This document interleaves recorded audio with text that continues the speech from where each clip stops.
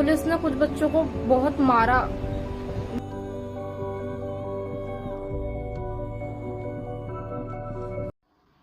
आए दिन भारत में पेपर लीकिंग जैसे सवाल ये कॉमन सी बात है।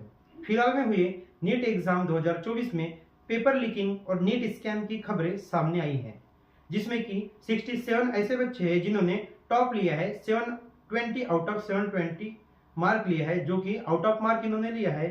क्या ये पेपर लीकिंग की तरफ लेके जा रहा है? उसके साथ साथ ऐसे काफी बच्चे हैं जिन्होंने सुसाइड किया है, काफी बच्चों के पेरेंट ने एनटीए पे केस किया है, काफी कोचिंग इंस्टीट्यूट ने एनटीए पर केस किया है।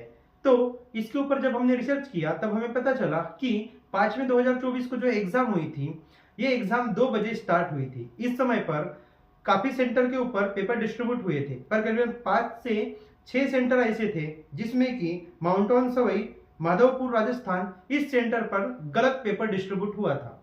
अगर हम बात करेंगे तो इंग्लिश मीडियम के बच्चों को हिंदी मीडियम का पेपर डिस्ट्रीब्यूट हुआ था। अभी की हिंदी वाले सेट का पेपर है, हम इंग्लिश मीडियम के स्टूडेंट्स हैं, तो उन्होंने मना कर दिया कि नहीं, तुम्हें यही पेपर करना पड़ेगा। हमने 10-15 उनसे हिंदी का पेपर लेकर उन्हें इंग्लिश का पेपर दिया गया। मतलब अभी इस कंडीशन में उनके पास इंग्लिश का क्वेश्चन पेपर है और हिंदी की ओएमआर सीट है। इस कंडीशन में ओएमआर सेट और क्वेश्चन सेट दोनों मिसमैच हो गए। इस कंडीशन में बाकी सारे बच्चे बाहर जाके प्रोटेस्ट करने करी, लेकिन वो 5 मिनट बाद दोबारा आए और हमसे हमारा पेपर ले गए। ओएमआर वही रहने दी पुरानी वाली, फिर हमें दोबारा इंग्लिश का पेपर दे गए, लेकिन ओएमआर वही रहने दी पुरानी हिंदी वाली। तो हमने बोला कि यहाँ ओएमआर और पेपर का सेट जो है वो मिसमैच्ड है, पर उन्होंने नहीं सुनी कि तुम्हें इसी पेपर में करना पड़ेगा। ओएमआर R6 की थी और पेपर R4 का था।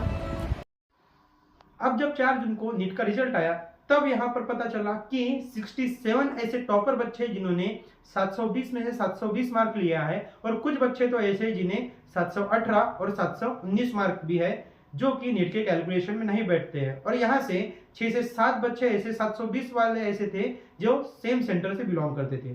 जब इसके ऊपर एनटीए को जवाब मांगा गया तो एनटीए के डीजी ने बोला कि टाइम लॉस का कंपनसेशन किया गया। उसके बेसिस पे जब ग्रेस मार्क्स हुए, उसमें जो नंबर बनते हैं वो कोई भी नंबर हो सकते हैं, 718 भी हो सकते हैं, 719 भी हो सकते हैं। तो 6 सेंटर के ऊपर जो 1600 बच्चे थे इनका लॉस हुआ है, तो इनके ऊपर आपका क्या बोलना है? तो एनटीए के डीजी ने कहा 1600 बच्चों का मामला है जिनका टाइम लॉस हुआ है, तो उनके लिए हमने एक हाई पावर्ड कमेटी बनाई है कि इस कमेटी जो एक ग्रीवांस रिड्रेसल कमेटी ने अपनी रिकमेंडेशंस दी थी, उसको एक बार फिर से रीएग्जामिन कर ले, और है वो तो उसमें कोई इशू नहीं है, और जो इनका इशू है वो 1 हफ्ते में डिसाइड हो जाएगा। इनके ऊपर आपका क्या बोलना है? तो एनटीए के डीजी ने कहा कि इन 1600 बच्चों का जो एग्जाम है ये फिर से होगा, मतलब कि इनका रीनीट होगा, और आपकी जो काउंसलिंग है ये कंटिन्यू चलती रहेगी। काउंसलिंग में कोई भी बाधाएं नहीं आएगी, काउंसलिंग कंटिन्यू चलती रहेगी। और बस इतना बोल के उन्होंने एक ही चीज बोला कि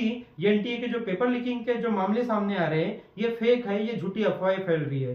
तो क्या सच में एनटीए का स्कैम है? क्या एनटीए ने पेपर लीक किया है, या रिजल्ट में कुछ धांधली आई है, या एनटीए ने बहुत बड़ा रिजल्ट में स्कैम किया है? तो इसको हम आगे डिस्कस करेंगे। वीडियो देखते रहिए। Thank you.